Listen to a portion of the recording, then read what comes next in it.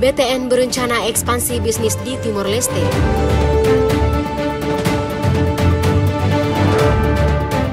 PZZA merugi 96,22 miliar rupiah, membengkak 310,23%.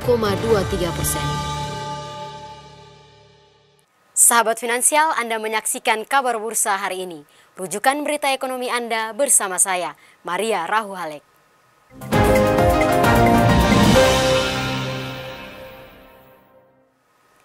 PT Bank Tabungan Negara Persero Tbk tengah menjajaki ekspansi bisnis perbankan di wilayah Timor Leste. Potensi bisnis tabungan akan pertama kali digarap, kemudian kredit pemilikan rumah. PT Bank Tabungan Negara Tbk melihat peluang untuk melebarkan bisnis perbankan di wilayah Timor Leste. Hal itu disampaikan oleh Direktur Utama PT BTN, Nixon Napitupulu, yang menjelaskan bahwa pihak kini telah mengkaji soal perizinan dan keamanan bisnisnya. Untuk itu, manajemen memutuskan untuk menyediakan layanan tabungan pada tahap awal, kemudian dilanjutkan kredit pemilikan rumah atau KPR.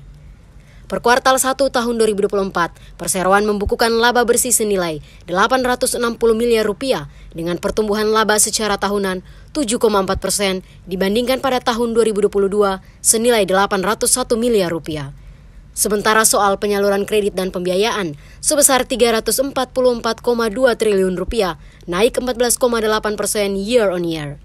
Dan total aset BTN kini menjadi 454 triliun rupiah, tumbuh sekitar 13,1% secara tahunan, yakni 401,5 triliun rupiah. Emiten pengelola gerai Pizza Hut PT Sari Melati Kencana Tbk atau PZZA membukukan kerugian signifikan sepanjang tahun 2023 sebesar 96,22 miliar rupiah. Angka kerugian itu membengkak sekitar 310,23% dibanding periode yang sama tahun 2022, hanya 23,46 miliar rupiah. PT Sari Melati Kencana Tbk, pengelola gerai pizza dengan kode PZZA, mencatatkan kerugian melonjak sebesar 96,22 miliar rupiah per akhir tahun 2023. Secara tahunan, nilai kerugian yang ditanggung pun membengkak sekitar 310,23% dibanding kerugian pada periode yang sama tahun sebelumnya, hanya 23,46 miliar rupiah. Seperti dikutip dari laporan keuangan perseroan di laman Bursa Efek Indonesia yang diduga kuat akibat isu boikot produk yang dianggap terafiliasi dengan Israel.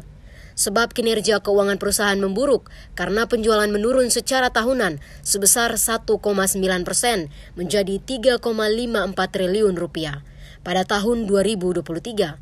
Hal itu juga berdampak pada penurunan laba kotor perusahaan, yakni 2,84% menjadi 2,36 triliun rupiah. Pendapatan operasi dan lainnya ikut turun sebesar 11,58% year on year, menjadi 22,16 miliar rupiah. Alhasil, perseroan membukukan rugi operasi sebesar 40,18 miliar rupiah. Padahal tahun 2022, perseroan masih mencatatkan laba operasi sebesar 15,79 miliar rupiah. Demikian sahabat finansial kabar bursa hari ini. Jangan lupa ikuti terus berita teraktual, analisa pasar, mata uang, serta investasi di portal berita kabarbursa.com. Saya Maria Rahuhalek, pamit undur diri, sampai jumpa.